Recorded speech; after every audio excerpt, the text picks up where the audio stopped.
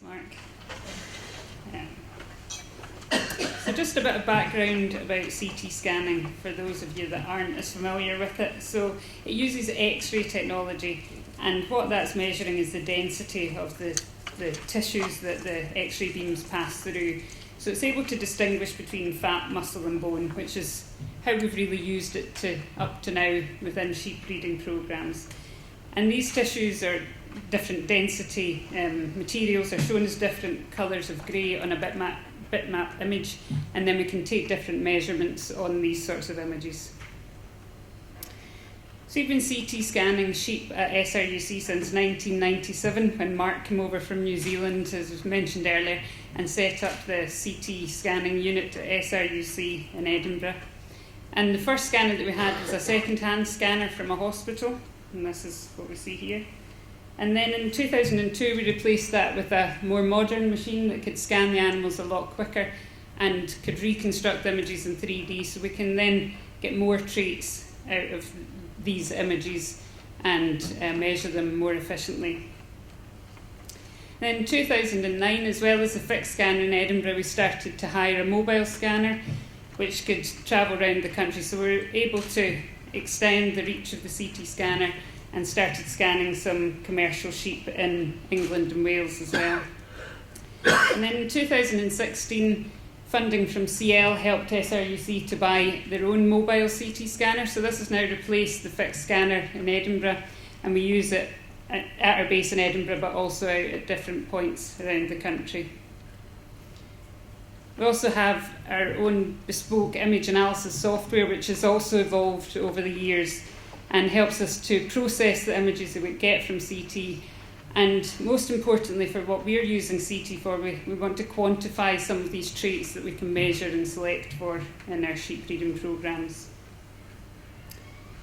So we've been successful in scanning quite a lot of sheep over the years, and these are just numbers for the commercial sheep that have been scanned. So most of these are the commercial ram lambs that feed into the breeding programs. And breeders are encouraged to bring the top ranking ram lambs from their flocks forward for CT scanning. So it's really concentrated on the main terminal sire breeds. And you can see from the numbers that the Texels are scanning the most animals through the scanner. And this has been really from 1997 right through to 2018. So now we have over 4,500 animals that have been CT scanned. So that's a huge amount of information. And we can store those CT images and go back to them and measure new traits on them as well, which is really important. So the traits that we measure using CT are some of these hard to measure traits that a few of the others have mentioned today. And I've split them into three different categories. So there's the established CT traits that we've been using the machine to select for within sheep breeding programs since the late 90s. And then there's research proven new CT traits. So some of these traits we've gone back through the historic images to measure. And we also have a number of new CT traits that are in the research stage at the moment and are not yet at the developed enough to be implemented, but we're hoping to work more on them. So the main thing that the CT scanner has been used for in sheep breeding programs is to look at carcass traits, and specifically the amount of fat and muscle in the carcass of the animals that we're scanning.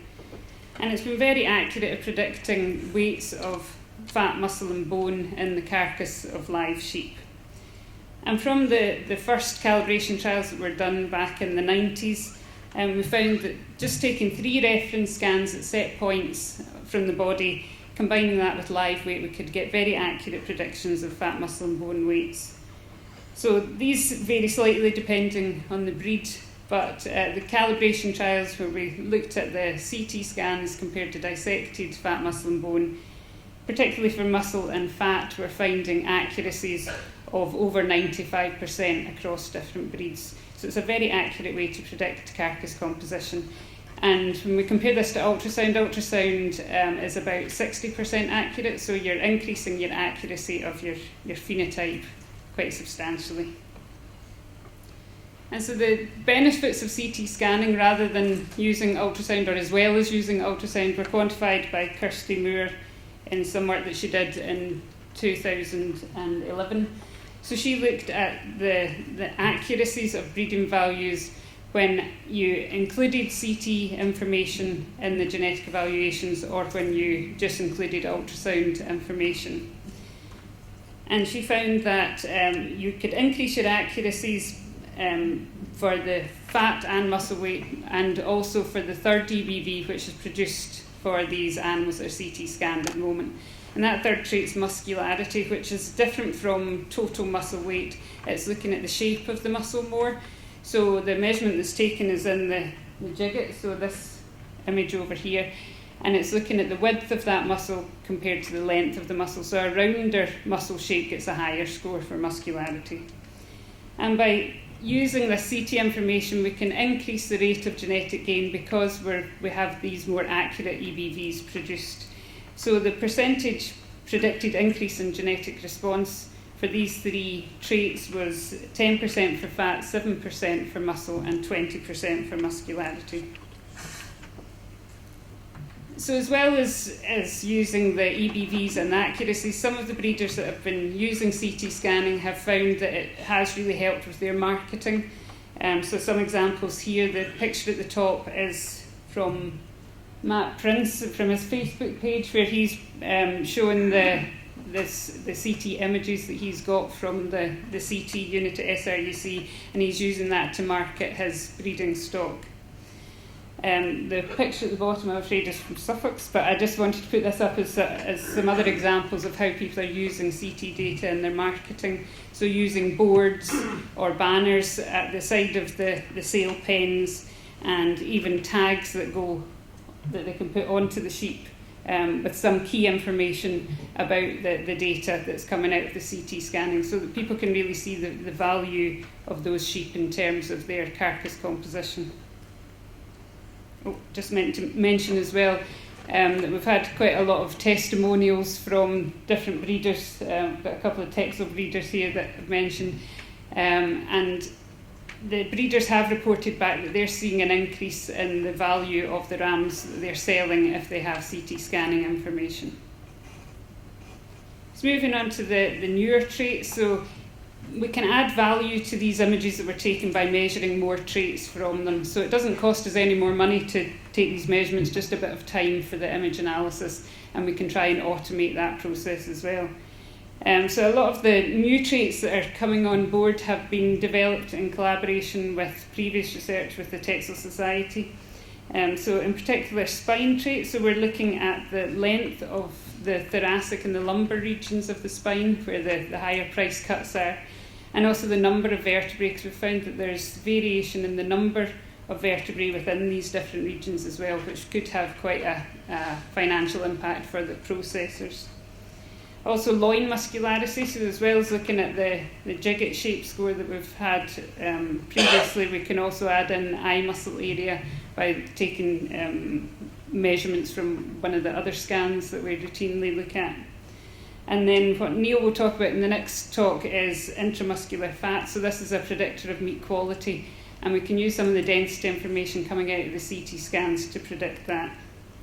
So from this year, EBVs will be available to breeders for these new CT traits. So all these phenotypes have been measured from historic scans, not quite as many as the 4,500 I mentioned before, because the first scanner, we couldn't use the images for some of these new traits. But this was numbers that I presented at Sheep Breeders Roundtable last year, so they're actually not including the 2018 data, so it was slightly higher in terms of the count. But it can give us measurements on these new traits, and these are now feeding forward to produce EBVs.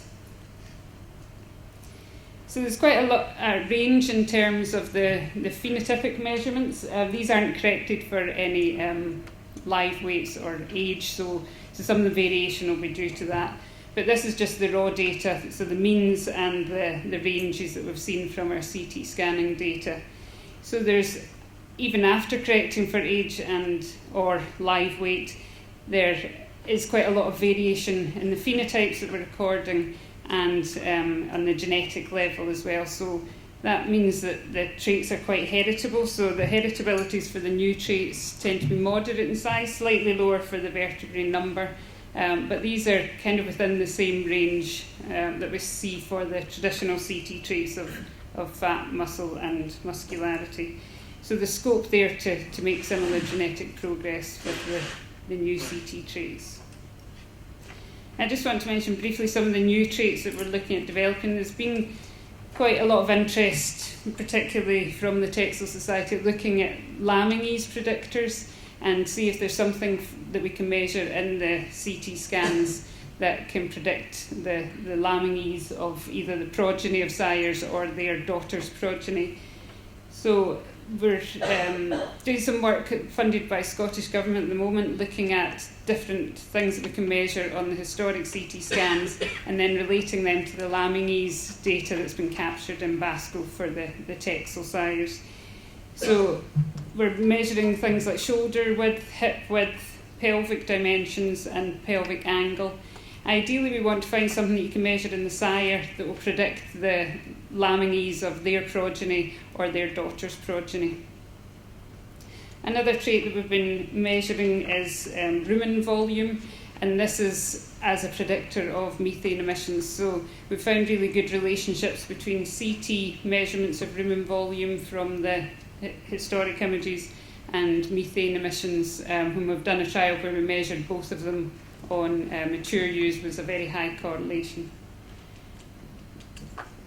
So another thing that we have to work on a bit more is how to streamline the data capture from these images. And we've developed a new pipeline in eGenes that will capture some of this data and process it automatically to feed it through into the genetic evaluations and then produce the EBVs to pass on to the commercial breeders. And this is kind of ongoing in some of the machine learning and the deep learning stuff that Mike mentioned briefly before.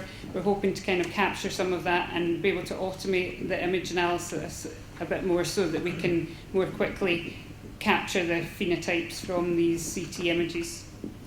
So even though we're only scanning a few hundred terminal sire rams each year, the impact of that is much wider because there's tens of thousands of commercial terminal sire sheep are then getting EBVs for these CT traits.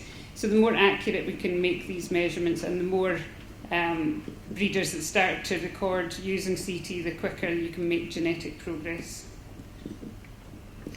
So to summarise, the value of CT scanning, it gives you more accurate phenotypes and EBVs for carcass traits, and this leads to increased rates of genetic gain. It gives the ability to measure new CT traits from the archived images, so we can go back and do some measurements and have thousands of measurements already. We don't have to start from scratch.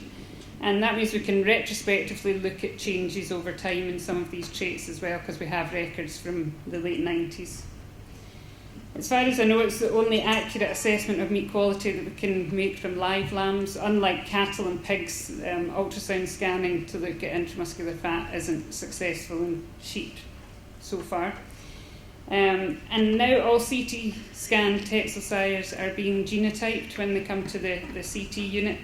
So this has given a really powerful data set to combine all these hard to measure phenotypes with the genomic information as well. And this will lead on to the genomic selection that's been talked about this morning, and Joe will talk about in a bit more detail.